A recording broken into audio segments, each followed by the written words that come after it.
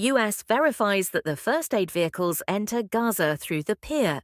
The US military has announced that the first cargo of humanitarian aid has reached Gaza over a makeshift floating pier.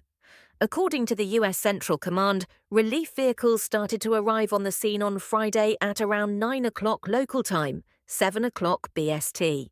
The delivery of 8,400 plastic shelters, according to Prime Minister Rishi Sunak, is the culmination of a Herculean joint international effort. In the upcoming weeks, US military construction of the dock is anticipated to handle the delivery of approximately 500 tons of British help, comprising tents, hygiene kits, and forklift trucks. The US Central Command stated in a statement on X that this is an ongoing multinational effort to deliver additional aid to Palestinian civilians in Gaza via a maritime corridor that is entirely humanitarian in nature, noting that no US forces descended. More assistance is on the way, but we are aware that there are other options, Mr. Sunak stated. We need to see more land routes open, including via the Rafah crossing, to ensure much more aid gets safely to civilians in desperate need of help.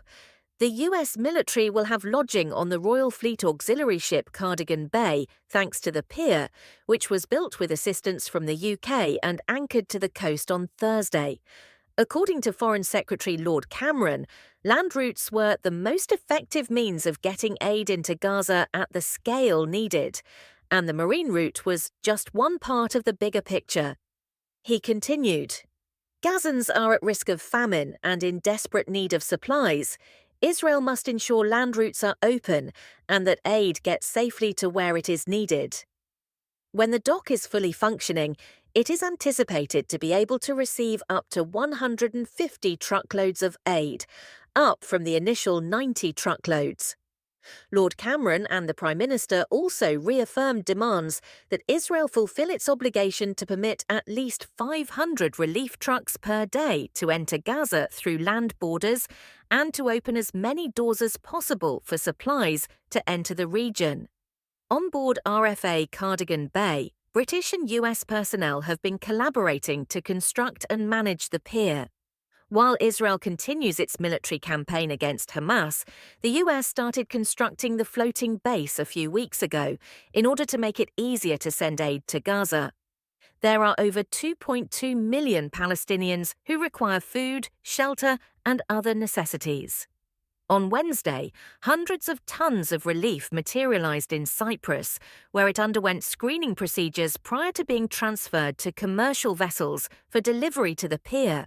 Later, it was delivered to the several hundred-meter-long floating dock in Gaza by smaller US Navy vessels, which were able to transfer 5 to 15 vehicles of supplies. The trucks followed the pier before delivering the help to a beachside marshalling yard. The distribution of help to other recipients would be handled by the UN, namely the World Food Programme, according to the authorities.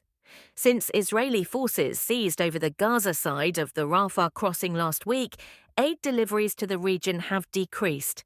This month, Israel closed down the main Kerem Shalom bridge overnight after claiming that 4 of its troops had been killed by a Hamas rocket attack close to the border. It can be risky to transport aid to Gaza by land, since convoys carrying it are occasionally ambushed by desperate citizens and robbed by gangs. An Israeli drone strike in April claimed the lives of 7 relief workers from the World Central Kitchen Organization.